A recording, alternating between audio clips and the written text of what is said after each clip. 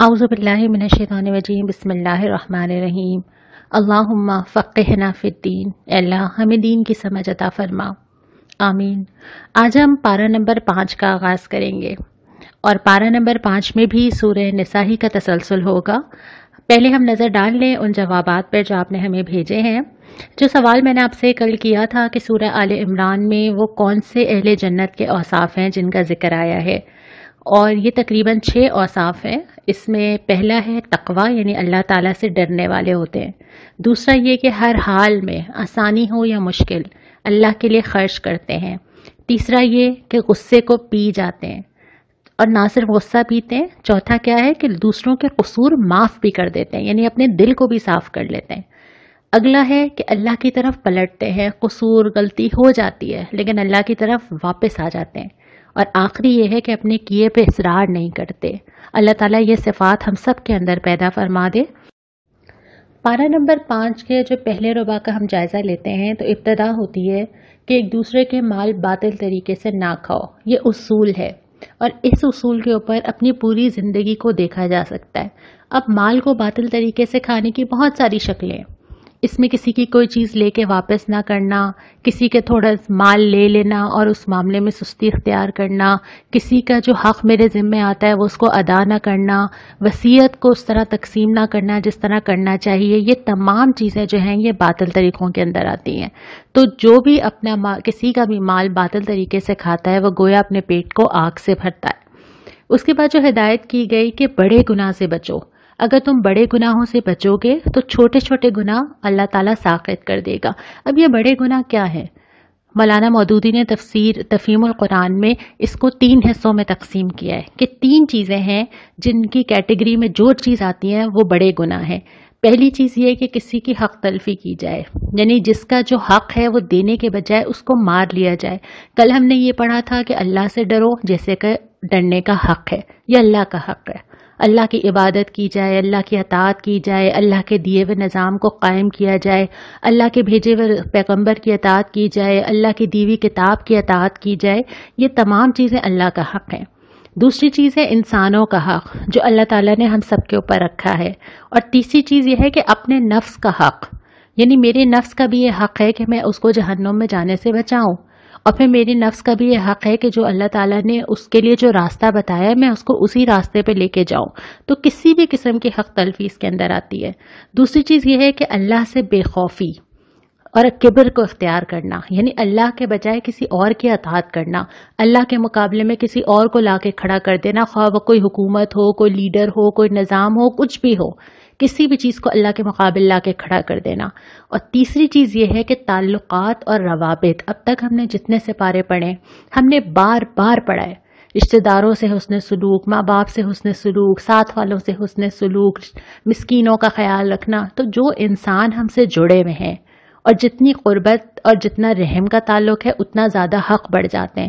تو جتنے انسان ہم سے جڑے ہوئے ہیں ان سے تعلقات اور روابط کو بگاڑا نہ جائے، اور اگر ایسا کیا جائے تو یہ بھی بڑے گناہوں میں آتا ہے۔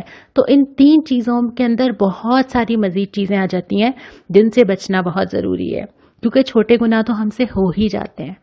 اور اس کے بعد یہ ہے کہ مرد عورتوں پر قوام ہے۔ ابھی تک ہمیں صرف ہم چھٹا حصہ قرآن کا پڑھ چکے ہیں، اور اب تک جتنی بھی آیات آئی تھیں وہ اب تک مرد و عورت کی مساوات پر تھیں، دونوں کا پیدا ہونا، دونوں کا عبادت میں برابر ہونا، دونوں کا ایک دوسرے پہ حق ہونا۔ صرف یہ والی آیت اور ایک وراثت کی آیت جو ابھی اس پارے میں ہم آئے گی، جس میں تھوڑا تھوڑا وہ فرق رکھا گیا ہے جس کی بنیاد پہ آئلی نظام چل سکے۔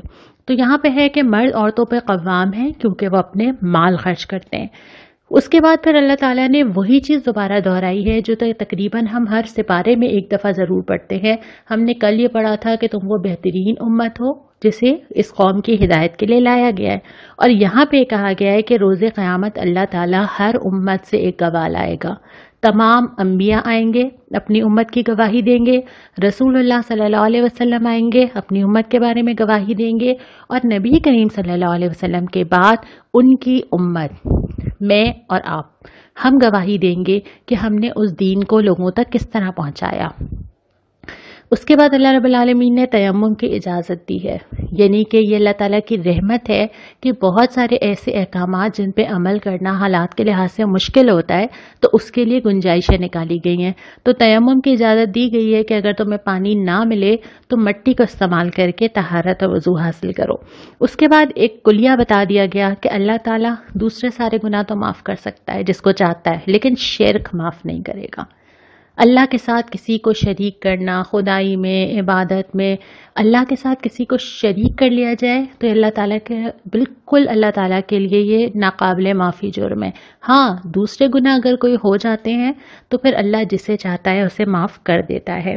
اس کے بعد پارہ نمبر 5 کے دوسرے ربع کے اوپر آ جائیے۔ ابتدا اسی طرح ہوتی ہے کہ اللہ تعالیٰ کی جو آیات نازل کی گئی ہیں ان کے ساتھ جو رویہ رکھا گیا اسی کی بنیاد پہ طے ہوگا کہ آخرت میں کیا معاملہ کیا جائے گا۔ جو اللہ کی راہ پہ چلیں گے جنتیں تیار ہیں، آیات ان کے ساتھ کھڑی ہوں گی، آیات ان کے لیے سفارش کریں گی، اور جو آیات کو پسے پش ڈالیں گے تو قیامت کے دن ان پہ یہ فرد جرم لگائی جائے گی اور قرآن کھڑا ہو جائے گا۔ یہ قرآن ہی میں بتایا گیا ہے کہ قرآن کھڑا ہو جائے گا کہ انہوں نے میری آیات کو پسے پش ڈال دیا تھا۔ اس کے بعد مسلمانوں کو مخاطب کر کے ہدایت کی گئی ہے کہ اے مسلمانوں، اپنی امانتیں اہل امانت کے سپرد کر دو۔ ان امانتوں میں کیا کیا چیزیں آتی ہیں؟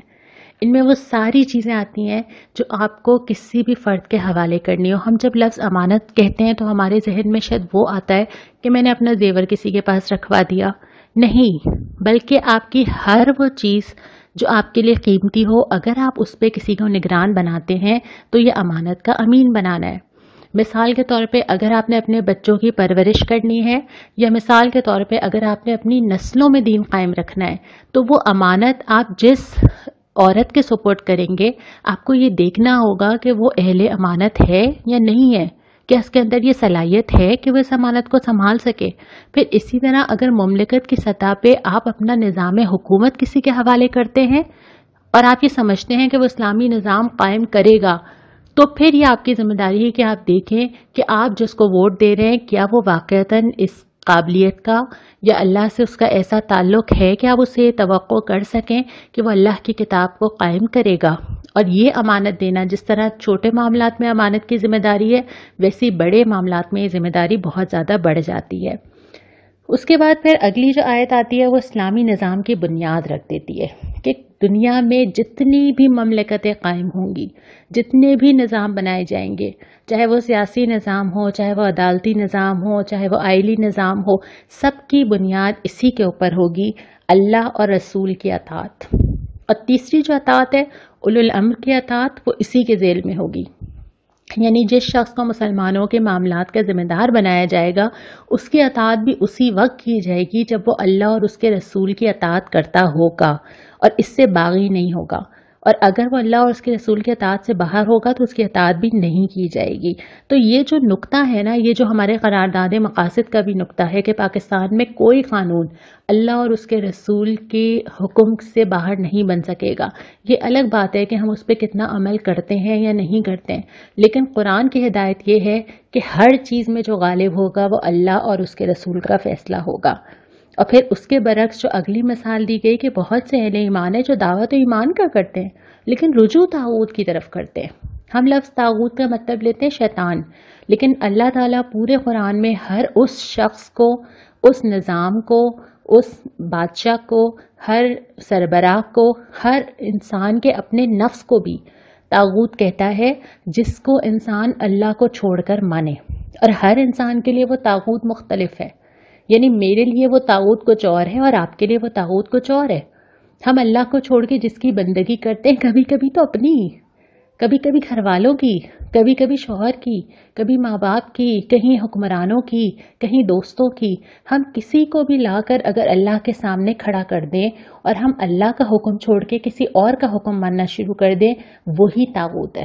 اور یہ طاغوت ہم سب کے گھروں میں بھی ہو سکتا ہے، نفس میں بھی ہو سکتا ہے، اور پھر یہ عالمی سطح پہ آپ کسی کو بھی دیکھ لیجئے کہ جو اللہ سے بغاوت پر قائم ہے وہ اس طاغوت کی ایک شکل ہے۔ اور اس کے بعد اگلا جو اصول بتا دیا وہ یہ رسول اللہ صلی اللہ علیہ وسلم کی اطاعت کے بغیر ایمان قبول نہیں ہے۔ رسول کی اطاعت بھی کرنی ہے اور بلا چوچنا کرنی ہے، دل میں کوئی کھٹک، کوئی کسک نہ ہو۔ उसके बाद हम आते हैं तीसरे रुपए की तरफ। इसमें जो है वो मुनाफिकीन से मामला करने के बारे में वही हिदायत हैं जो हमने सूरह बकरा में पढ़ी थी। कत्ल अमद का कफ़ारा है कि अगर गलती से कत्ल हो जाए तो इसका कफ़ारा क्या होगा। अल्लाह के राह में जिहाद करने वाले और ना करने वाले बराबर नहीं है। जो अल्लाह के लिए वक्त दे रहा है, जान दे रहा है, माल दे रहा है, वो उस दर्जे पर है कि बैठे रहने वाला उस दर्जे तक नहीं पहुंच सकता। तो जिसने अल्लाह के लिए जो लगाया वही उसने पाया। और उसके बाद दो अहम अहकामात आते हैं। एक सलातुल क़स्र का आता है कि अगर सफ़र में हो तो नमाज को छोटा कर लें। दूसरा सलातुल खौफ का आता है कि अगर कहीं जंग का मैदान हो और जहां हथियार रखना मुमकिन ना हो तो वहां नमाज कैसे अदा की जाए।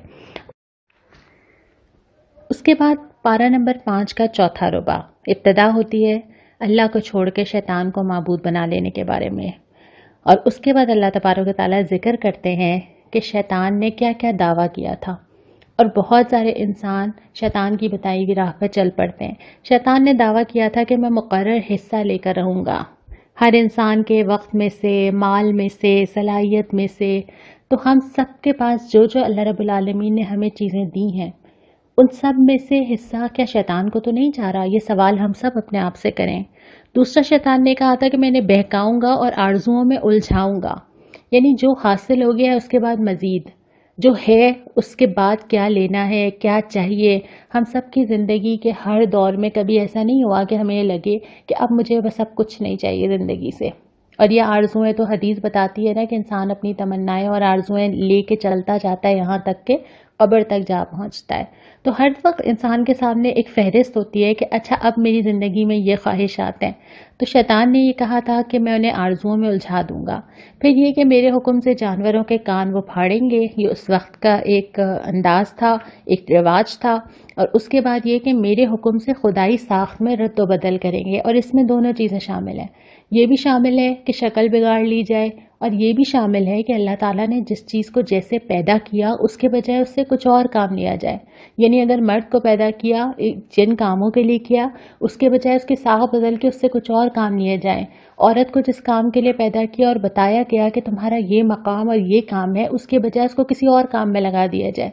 और ये सारी चीज़ें जिनको अल्लाह ताला ने पैदा किया इनसे वो काम लेने के बजाय इनके लिए कोई और रोल अगर मुकर्रर कर दिया जाए, ये सब खुदाई साख में रद्द बदल है। और उसके बाद फिर अज़दवाजी मामलात शुरू होते हैं। लेकिन यहाँ पर भी दोबारा वो सबक दोहराया गया और वो ये कि नफ्स तंगदिली की तरफ माइल हो जाते हैं। अगर इंसान अपने नफ्स के मुताबिक मामला करेगा ना कि मुझे क्या पसंद है, मैं क्या चाहती हूँ, मेरी हुदूद क्या है, मेरी जिम्मेदारी क्या है, लाइन खींची जाए, हुकूक व फ़राइज़ पे बहसें हों, तो रिश्ते कभी नहीं चल सकते।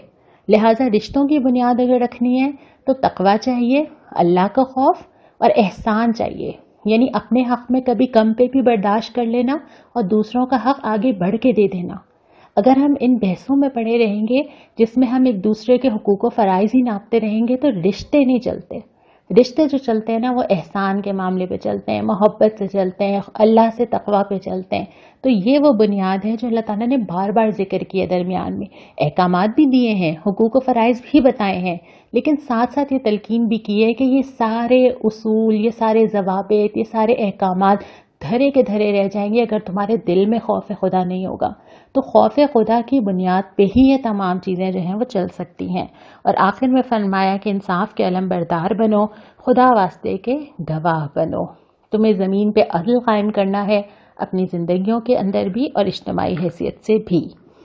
आज जो जवाब आप मुझे भेजेंगे वो ये है कि तागूत किसे कहते हैं। आप क्या समझते हैं कि तागूत क्या है। और हम अपनी ज़िंदगी में, आप सब अपने अपने बारे में लिखेंगे, हम अपनी ज़िंदगी में किस तागूत की बंदगी करते हैं। यानी हमारी ज़िंदगी का तागूत क्या है। और आज की जो दुआ है ये सूरह आले इमरान ही की आयत है। आयत तो बहुत बड़ी है, मैं उसका एक टुकड़ा पढ़ के यहाँ पे अपनी बात का इख्तिताम करती हूँ। रब्बना फ़ग़फ़िर लना ज़ुनूबना वकफ़िर अन्ना सय्यिआतिना वतवफ़्फ़ना मअल अबरार। ए अल्लाह, हमसे जो कसूर हुए हैं उनसे दरगुजर फरमा, जो बुराइयां हम में हैं उन्हें दूर कर दे और हमारा खात्मा नेक लोगों के साथ करे। जज़ाकल्लाह।